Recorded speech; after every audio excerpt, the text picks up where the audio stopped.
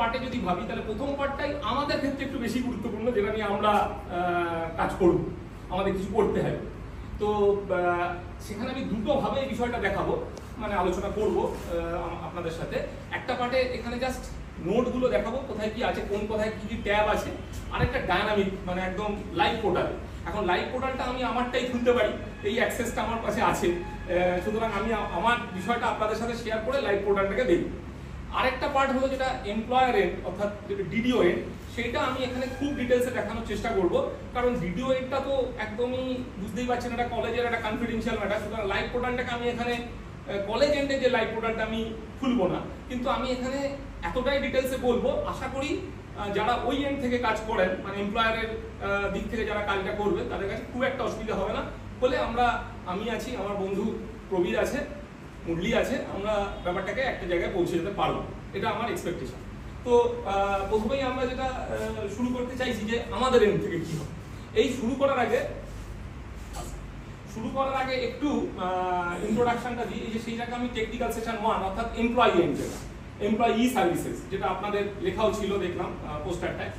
তো আচ্ছা, তো সেখানে আমি একটু প্রিলুডটা দিচ্ছি এই কারণে যে এই প্রশ্নটা অনেকের কাছেই থাকবে যারা আরো পরবর্তীকালে আমাদের পেশায় এসেছেন, যে নেক্সট স্লাইড।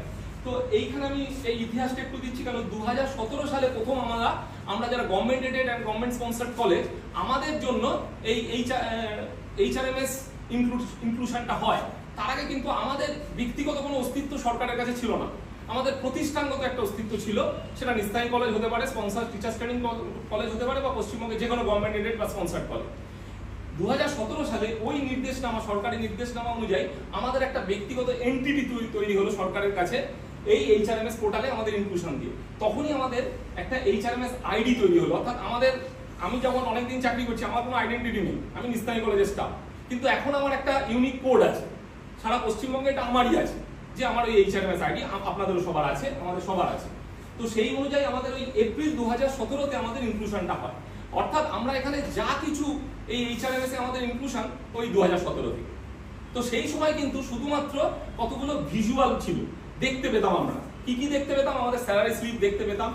তার কিছুক্ষণ মানে প্রথমেই চালু হয় এইচআরএমএস ই প্রধান, কাজটা করি ওই 17 সালেই আমাদের কাজটা শুরু হয়, যখন আমরা এইচআরএমএস এ ইনক্লুডেড হই। তার কিছুদিন কয়েক মাস পরে ই সার্ভিসেস ফর এমপ্লয়িজ ইনক্লুডেড হয়, ট্যাবটা, যেখান থেকে আমরা নিজেদের ওই ভেতরে ঢুকে, ওই পোর্টালের ভেতর আমাদের ঢুকে আমরা কিছু ভিজুয়াল দেখতে পেতাম, ডাউনলোড করতে পারতাম। কি পারতাম, আমাদের স্যালারি যে স্লিপটা, পে স্লিপটা দেখতে পেতাম, ইনকাম ট্যাক্স ডিডাকশন দেখতে পেতাম, এইটুকু, কোনো অ্যাকশন ছিল না, কিন্তু শুধু দেখতে পারতাম আমরা দেখতে পেতাম যে এগুলো ভিজুয়াল হচ্ছে। Next slide. কিন্তু 2023 সালে আমাদের আরেকটা